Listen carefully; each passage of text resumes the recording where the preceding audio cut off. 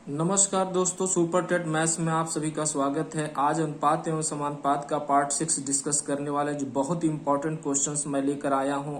और इस वीडियो को अंत तक देखेंगे तो तभी आप लाभान्वित हो पाएंगे, क्योंकि ये सारे इंपॉर्टेंट क्वेश्चन अक्सर आप सभी के सुपर टेट के एग्जाम में पूछ लिए जाते हैं। अच्छे से नोट्स बनाइए और इस पे वर्क करिए। चलिए मैं शुरू करता हूं और शॉर्टकट ट्रिक के साथ मैं सॉल्व करूंगा ताकि आप आसानी से इस क्वेश्चन को कर सकें।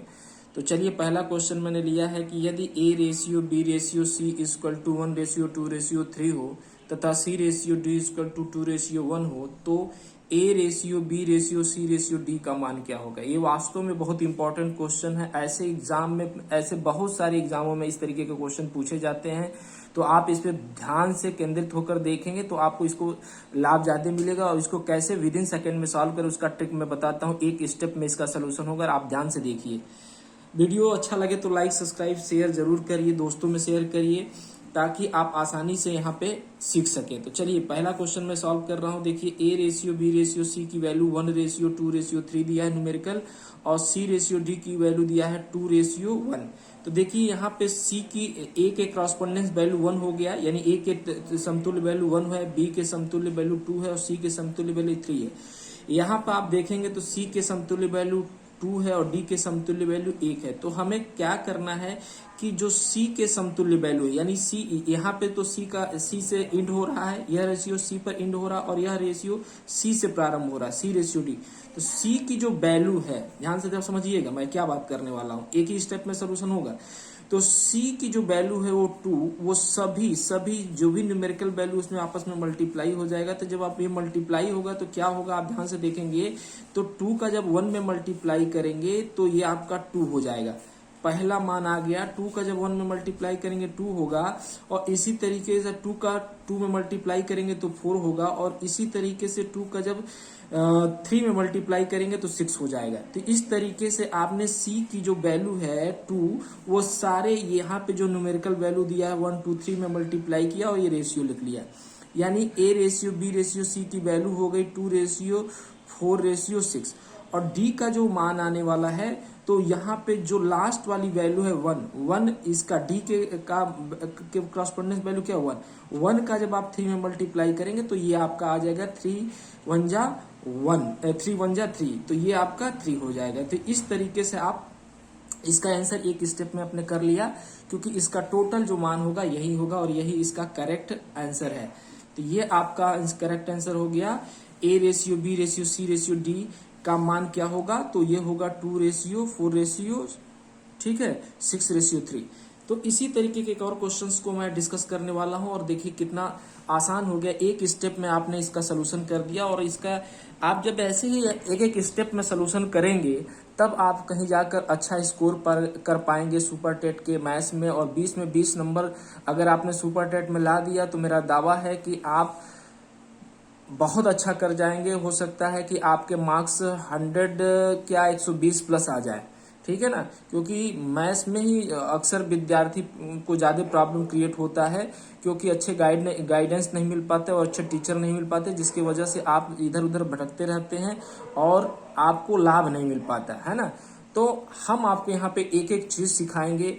वीडियो थोड़ा सा छोटा ही होगा लेकिन एकदम सारगर्भिक होगा, ताकि आप आसानी से चीजों को सीखें और अच्छे से नोट्स बनाकर आप लाभान्वित हो सके। तो चलिए क्वेश्चन और मैं ले रहा हूं। देखिए यहाँ पे लिखा है कि A ratio B ratio C equal to 3 ratio 4 ratio 5 तथा C ratio D equal to 3 ratio 4 है।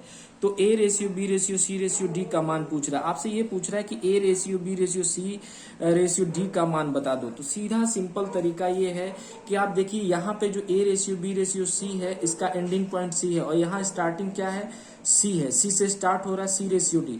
तो C के क्रॉसपोंडेंस वैल्यू, जैसे मैंने ऊपर के क्वेश्चन को सॉल्व किया तो वैसे ही हम नीचे के भी प्रश्न को सॉल्व करेंगे, क्योंकि ये दोनों प्रश्न सिमिलर हैं। तो ये 3 की जो वैल्यू है, हमेशा ध्यान देना, 3 की जो वैल्यू है, यानी C की जो वैल्यू है जहाँ पे ये इंड हो रहा है और यहाँ पे जहाँ पे प्रारंभ हो रहा है, देखिए यहाँ पे इंड हो रहा है और यहाँ पे यह रेशियो प्रारंभ होगा। 3 की वैल्यू सभी में मल्टीप्लाई होगा, तो 3 का वैल्यू इसमें मल्टीप्लाई होगा तो 9 आएगा, और 3 की वैल्यू जब इसमें मल्टीप्लाई होगा तो 12 आएगा, ठीक है ना, रेशियो सहित लिखिए। और 3 की जब वैल्यू इसमें मल्टीप्लाई होगा तो 15 आएगा, ठीक है ना। और जो लास्ट वाला नंबर है यानी डी की जो न्यूमेरिकल वैल्यू है 4, वो इसके लास्ट में मल्टीप्लाई होगा यानी 5 में मल्टीप्लाई होगा। तो जब आप इसको मल्टीप्लाई करेंगे तो ये 4 का जब 5 में मल्टीप्लाई करेंगे तो 20 आ जाएगा। तो यह इसका करेक्ट आंसर है और एक स्टेप में आपने इसका आंसर दिया। इसके बहुत सारे स्टेप अक्सर आपको बताए जाते हैं, लेकिन इतना करने की जरूरत नहीं होती। आपका अगर स्पीड अच्छा है, आपकी एक्यूरेसी अच्छी है, आप का कंसेप्ट अच्छा है, तो आप 100% मैथ्स में 20 में 20 तो पक्का है। ये एकदम तय है कि 20 में 20 कर लेंगे, क्योंकि मैथ्स के बहुत टफ क्वेश्चंस नहीं आते, मॉडरेट क्वेश्चंस ही आएंगे आपको। Tough question SSC bank railway में आते हैं, है ना, लेकिन सिलेबस लगभग उसी के समतुल्य है, एसएससी बैंक रेलवे के ही समतुल्य है, क्योंकि उसमें जो होता है क्वेश्चंस का लेवल हाई होता है। लेकिन सुपर टेट में अब जो है न बहुत लो क्वेश्चन पूछता है, न बहुत टफ क्वेश्चन पूछता है, लेकिन मॉडरेट क्वेश्चन पूछते हैं। और मॉडरेट क्वेश्चन की श्रेणी में यही सारे क्वेश्चन आते हैं जो मैंने आपको यहाँ पे लिख रखा है, ठीक है ना, इंपॉर्टेंट क्वेश्चन है। अब देखिए इस क्वेश्चन में क्या कह रहा है कि यदि ए का 10% बराबर बी का 20% तथा सी का 30% बराबर सी। देखिए क्वेश्चन में कह रहा है कि यदि ए का 10% बराबर बी का 20% तथा बी का 30% बराबर सी का 40% हो, तो A ratio B ratio C का मान क्या होगा, ठीक है ना।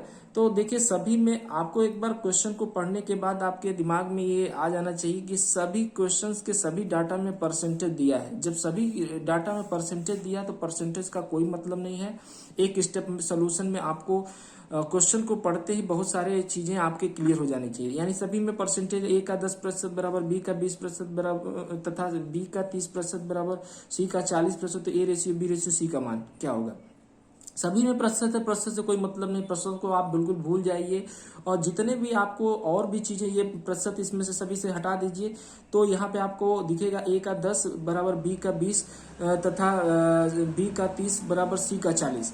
फिर उसके बाद एक और आपको चीजें भूलना है, आपको सभी में जीरो लगा है, सभी में लास्ट में जीरो है, सभी को आप क्या करिए भूल जाइए। तो यहाँ पे हो गया, यहाँ पे आप देखेंगे तो ये आपका हो जाएगा ए का आपका ए का 1 बराबर बी का आपका हो जाएगा 2, और इसी तरीके से आपका यहाँ पे दिखेगा कि सी का क्या हो गया, सी का आपका 3 हो गया, क्योंकि जीरो सभी में से कैंसिल करिए, ये जीरो कैंसिल करिए इसका, और यहाँ पे सी का क्या हो गया 4 हो गया। तो जब आप इसको रेशियो में कन्वर्ट करेंगे तो ये डीयर रेशियो हो जाएगा। ए रेशियो बी की मैं बात करूं तो 2:1 प्राप्त होगा, तथा इसी तरीके से आपको यहाँ से जो रेशियो मिलेगा बी रेशियो सी की बात करेंगे हम, तो ये आपका हो जाएगा 4:3। और जैसे ही आपको ये बात पता चला तो आप लिखेंगे A ratio B ratio C का मान दोस्तों क्या होगा। तो आपको क्या करना है, बी का यानी बी की जो वैल्यू 4 है, 4 की वैल्यू 2 और 1 में मल्टीप्लाई होगा। सेम वैसे ही प्रक्रिया है जैसे ऊपर का मैंने किया था। ऊपर में 3 आपको वेरिएबल्स या पैरामीटर्स दिए गए थे, यहाँ पे 2 है। तो आपको ये क्या 4 का दोनों में मल्टीप्लाई है, 4 का 2 में मल्टीप्लाई करोगे तो क्या हो जाएगा 8, और 4 का 1 में मल्टीप्लाई करोगे 1, और फिर लास्ट का लास्ट में मल्टीप्लाई करोगे तो ये आपका करेक्ट आंसर हो गया। इस तरीके से एक स्टेप में आपने इसका आंसर दे दिया, A ratio B ratio C का मान 8:1:3। अगर आपको कहीं कोई क्वेश्चन में प्रॉब्लम आ रही है तो मेरे दोस्त आप कमेंट बॉक्स में कमेंट करें, हम आपको और बेहतर से समझाने की कोशिश करेंगे।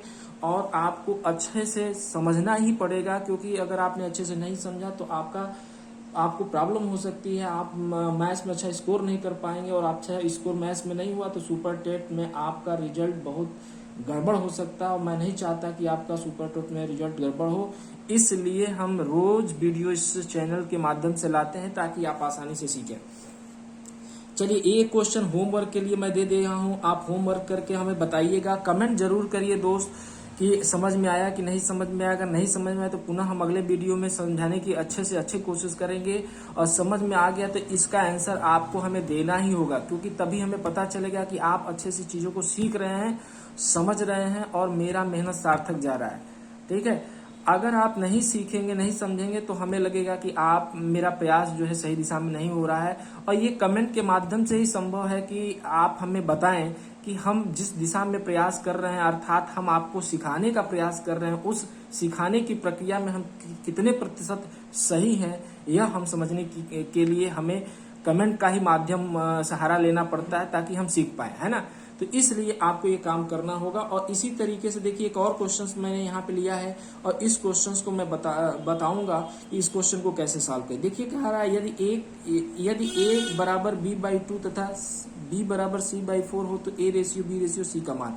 जी हाँ, ये क्वेश्चन बहुत इंपॉर्टेंट है। ऐसे ही क्वेश्चन आपसे सुपर टेट से पूछने की उम्मीदें प्रबल हो जाती हैं। तो आपको ऐसे क्वेश्चंस को कैसे करना, सबसे पहले जब भी इस तरीके की वैल्यू दिए जाए फ्रैक्शन में अर्थात भिन्न में, तो उसको हमेशा रेशियो में कन्वर्ट करने की कोशिश करते हैं। रेशियो में कन्वर्ट करने का एक ही तरीका है कि आप जितने भी वेरिएबल हैं उसको एक तरफ कर ले, यानी b को आप इधर लेकर आएंगे तो ये हो जाएगा a ratio b equal to 1/2, ये बन गया रेशियो। और इसी तरीके से b ratio c equal to 1/4। अब ये आप देख रहे हैं कि हमको 2 रेशियो मिला है और हमसे क्वेश्चन पूछ रहा है a ratio b ratio c का मान क्या होगा। तो ये बहुत सिंपल तरीका है। अब देखिए यहाँ पे क्या है कि a रेशियो b पे एंड हो रहा है और b से यहाँ पे दूसरा रेशियो शुरू हो रहा है। तो b की जो वैल्यू 1 है वो दोनों में आपस में मल्टीप्लाई होगा। 1 की वैल्यू जब किसी संख्या में 1 से मल्टीप्लाई करते हैं तो मान में कोई चेंज नहीं होता। तो इसलिए यहाँ पे हो जाएगा a रेशियो b रेशियो और a रेशियो b की तो का मान तो आ ही जाएगा। तो ये हो जाएगा 1 रेशियो क्या हो जाएगा डियर 1 रेशियो और ये आपका हो जाएगा 2। और c की जो वैल्यू आएगी, c की वैल्यू हो गई वो लास्ट का लास्ट में मल्टीप्लाई, यानी 2 का 4 में 4 का 2 में मल्टीप्लाई करिए, 4 का 2 का 4 में मल्टीप्लाई करिए तो आपका आंसर है। ये आपका करेक्ट आंसर है। तो आशा करता हूँ कि ये वीडियो आपको समझ में आया होगा। अगर वीडियो समझ में आए तो लाइक सब्सक्राइब शेयर मेरे दोस्त करिए, मनोबल बढ़ाइए और आप भी लाभान्वित होइए और दूसरों को भी लाभान्वित करने की कोशिश करिए। इस वीडियो को आप अपने दोस्तों में शेयर करिए, ग्रुप्स में शेयर करिए और अगले वीडियो के लिए तैयार रहिए। मैं आपका दोस्त अभय आप सभी के बीच पुनः एक बार फिर हाजिर होऊंगा अगले नेक्स्ट नए क्वेश्चंस के साथ। तब तक के लिए धन्यवाद, बाय बाय, अपना ध्यान रखें।